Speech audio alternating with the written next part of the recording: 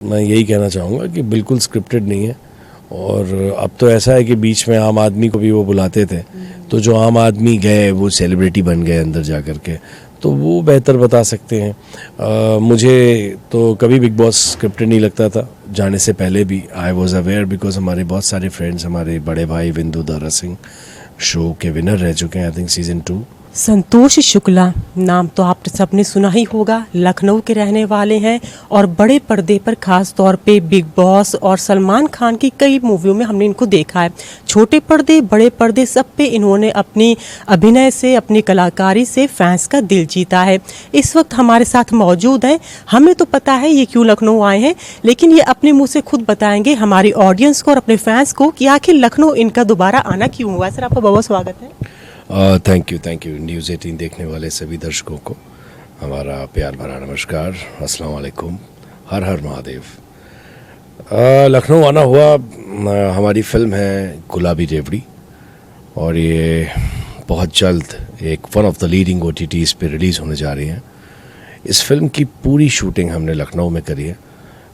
3 schedule में ये film ख़त्म हुई और अब ये लास्ट स्केड्यूल था, फाइनली रैप हो गया और बड़ा ही मज़ा आया। I think it's an amazing feeling जब आप एक अपनी फ़िल्म की शूटिंग अपने शहर में करते हैं, अपने होम टाउन में करते हैं, तो एक ऐसी एक कमाल की फीलिंग है जिसे शब्दों में बयान कर पाना बहुत मुश्किल है। सर, गुलाबी रेवड़ी क्या है, इसके बारे में हालांकि पूरी स्टोरी हम नहीं जानना चाहेंगे क्योंकि वो तो देखने वाले दर्शक जानेंगे, लेकिन थोड़ा सा ब्रीफ, आखिर गुलाबी रेवड़ी नाम क्यों? गुलाबी रेवड़ी नाम क्यों, ये अगर हम अभी आपको बता देते हैं तो मुझे लगता है फिर आप शायद फ़िल्म नहीं देखेंगे, तो उसके लिए आपको फ़िल्म देखना पड़ेगी पूरी। और ये फ़िल्म जो है वो 50 मिनट की फ़िल्म है and it is a beautiful film which we have shot in Lucknow.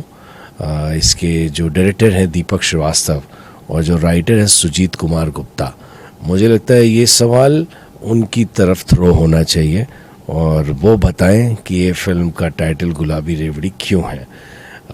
कहानी है रेवड़ी का व्यापार करने वाले उनके ग्रैंडसन नित्या शुक्ला की, जो कि मैंने प्ले किया है इसमें, और इसमें मेरा साथ दिया है संजय दत्त की नीस हैं, बड़ी अच्छी एक्ट्रेस हैं, अच्छी इंसान है, नाजिया हुसैन एंड लेखा प्रजापति। लखनऊ की एक और एक्ट्रेस हैं, 2 एक्ट्रेस हैं इनफैक्ट इसमें, पंखुड़ी गिडवानी एंड आकांक्षा पांडे। इनका भी बहुत अच्छा काम है फिल्म ने। और ये जो मेरे दादाजी बने हैं, he is also from theatre.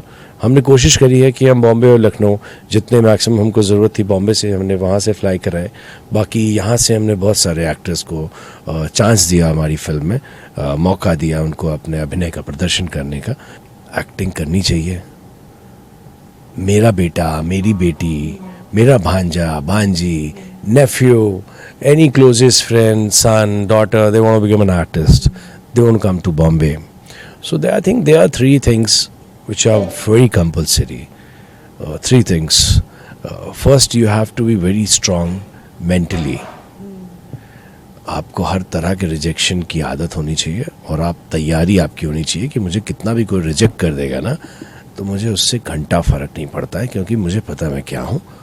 उनको प्रॉब्लम हुई होगी, वो शायद समझ नहीं पाए कि मुझ में कितना टैलेंट है, लेकिन आज नहीं तो कल मेरे टैलेंट को लोग समझेंगे। Number 1, so you need to be very strong mentally. Number 2, you need to be very strong physically also. उसका रीज़न ये है कि Bombay is a very tough city, it's a very expensive city, the cost of living is very high in Bombay. So अगर आप physically fit नहीं हैं और आपके पास पैसा ख़त्म होता है कभी स्ट्रगल के दौर पे, सो आप इतने फ़िट होने चाहिए कि आप कम खा के, गम खा के कुछ वक्त वहाँ पर निकाल सकें, ताकि आप अपनी मंजिल की तरफ लगातार बढ़ते रहें, बीच में कोई बाधा ना आए, रुके नहीं। तो ये दूसरा पॉइंट है कि फिज़िकली फ़िट। एंड तीसरा वो भी बहुत इम्पोर्टेंट है कि इकोनॉमिकली बहुत ही फ़िट होना बहुत ज़रूरी है वहाँ पर। अगर इकोनॉमिकली फ़िट नहीं है आप, तो फिर आप स्ट्रगल कर नहीं पाएंगे बॉम्बे में ज़्यादा दिन। तो पेरेंट्स को बोल दो भाई कि पैसा लगेगा बॉम्बे में, क्योंकि वो दीवार, आप खाना नहीं खाएंगे, फिर आपकी शक्ल में वो नूर चला जाएगा. Then if you are an artist, तो you have to look, it is compulsion, you have to look good, you have to look fit, you have to look energetic. So then अब आप अपने घर पे तो है नहीं, जहाँ पे माँ बहन सब लोग, family, everyone is there to take care of you. खाना खाया कि नहीं खाया, नाश्ता किया नहीं खाया, जूस पी लो, फ्रूट खा लो, ये कर लो, वो कर लो, जिम जो एंड ऑल दैट.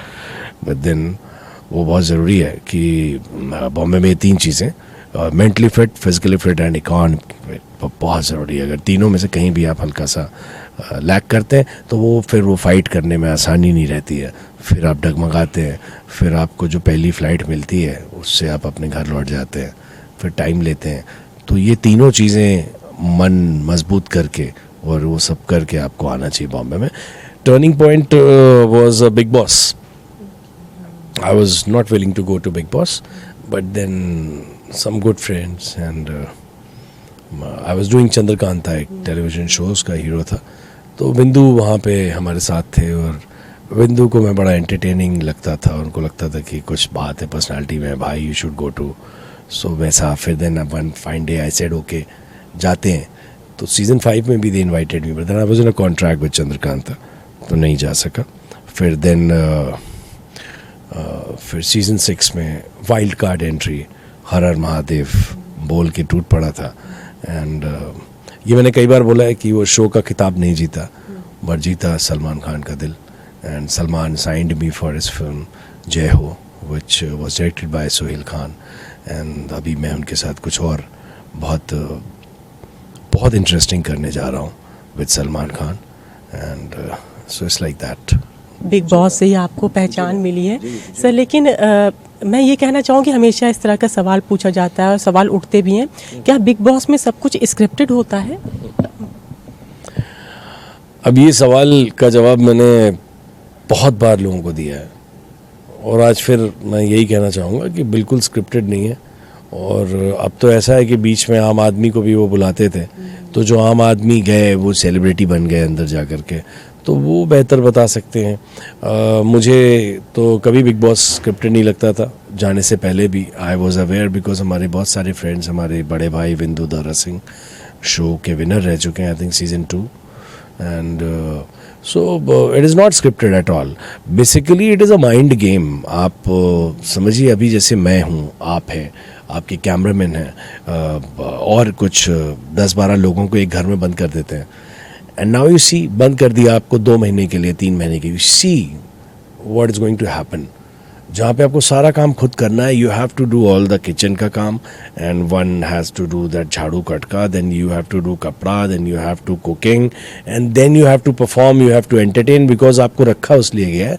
ये 172 या जितने भी कैमराज हैं वो आपको रखा गया है और आपको पेमेंट मिल रहा है उसका अंदर रहने का.